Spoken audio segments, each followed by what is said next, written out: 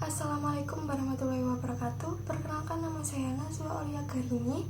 Saya dari kelas Pancasila P8U dengan NIM 253140507111150. Jadi di video kali ini saya akan membuat tanggapan dan analisis untuk memenuhi tugas Pancasila saya. Jadi kali ini saya akan memberikan tanggapan dan analisis saya terhadap dua argumen Rocky Gerung tentang Pancasila. Yaitu yang argumen yang pertama, ateisme diizinkan oleh Pancasila, dan argumen yang kedua itu tidak ada satupun sila yang benar-benar asli dari Indonesia. Saya akan membahas keduanya berdasarkan pemahaman dari materi filsafat Pancasila yang sudah saya pelajari selama perkuliahan. Yaitu materi yang pertama, ateisme diizinkan oleh Pancasila. Rocky Gerung pernah menyinggung bahwa di UGM jurusan filsafat ada disertasi berjudul ateisme hanya dapat dicegah melalui pemaparan Pancasila. Ia berpendapat bahwa ateisme bisa dianggap bagian dari demokrasi karena dalam sila keempat demokrasi memberi kebebasan berpikir dan berpendapat. Selain itu, ia menafsirkan sila kedua, kemanusiaan yang adil dan beradab, sebagai bentuk humanisme, yaitu pandangan yang menempatkan manusia sebagai pusat nilai. Sekilas memang logis karena demokrasi menjunjung kebebasan. Tapi kalau kita memahami secara filsafat Pancasila, kebebasan yang dimaksud bukan kebebasan tanpa batas. Semua sila dalam Pancasila saling berkaitan dan berakar pada sila pertama, yaitu ketuhanan yang Maha Esa. Sebenarnya mari kita pahami secara singkat dalam 5 sila itu.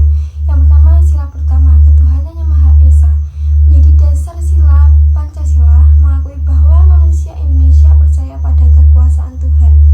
Jadi ateisme yang menolak keberadaan Tuhan bertentangan dengan hakikat sila ini. Yang kedua, kemanusiaan yang adil dan beradab. Humanisme Pancasila berbeda dari humanisme sekuler. Kemanusiaan kita tetap beradab, artinya berlandaskan nilai moral dan ketuhanan. Yang ketiga, persatuan Indonesia. Persatuan kita lahir karena kesadaran spiritual dan nilai keimanan yang menjadi dasar kebersamaan bangsa. Yang keempat, kerakyatan yang dipimpin oleh hikmat kebijaksanaan dalam permusyawaratan atau perwakilan. Demokrasi dalam Pancasila bukan kebebasan mutlak seperti di Barat, tetapi demokrasi yang berlandaskan hikmat dan tanggung jawab moral.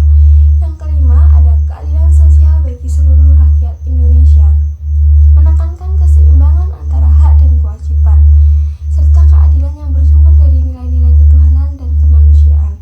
Jadi berdasarkan kelima sila itu, ateisme tidak sejalan dengan Pancasila.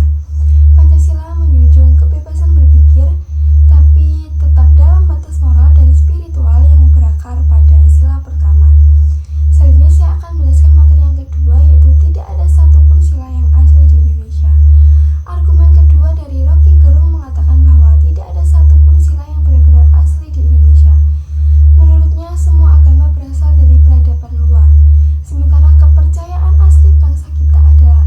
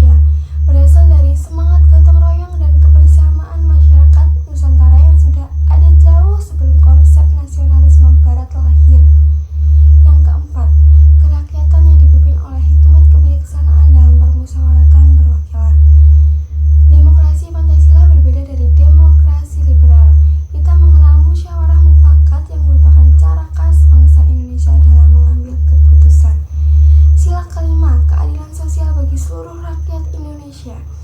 Nilai ini tumbuh dari budaya gotong royong dan rasa adil yang hidup dalam masyarakat Indonesia sejak dulu. Jadi kalau dikatakan tidak ada yang asli Indonesia, itu saya kurang sepakat. Justru keaslian Pancasila ada pada caranya menggabungkan nilai universal dunia dengan jiwa dan kebudayaan bangsa Indonesia. Jadi kesimpulan dari saya, dari dua argumen ini saya melihat beliau mengajak kita untuk berpikir kritis dan baik. Tetapi jika dikaji secara filsafat Pancasila, pernyataan bahwa ateisme diisikan dan bahwa Pancasila hanya hasil impor tidak sepenuhnya benar. Pancasila adalah filsafat hidup bangsa Indonesia yang lahir dari pengalaman sejarah dan budayanya sendiri. Bukan meniru, tetapi menyaring nilai dunia dan menyesuaikan dengan kepribadian bangsa. Ia menuntun kita agar bebas berpikir tapi tetap beradab, religius tanpa fanatik, dan bersatu dalam keadilan sosial. Jadi bagi saya Pancasila adalah identitas moral bangsa, bukan ide impor, dan tidak pernah membenarkan ateisme.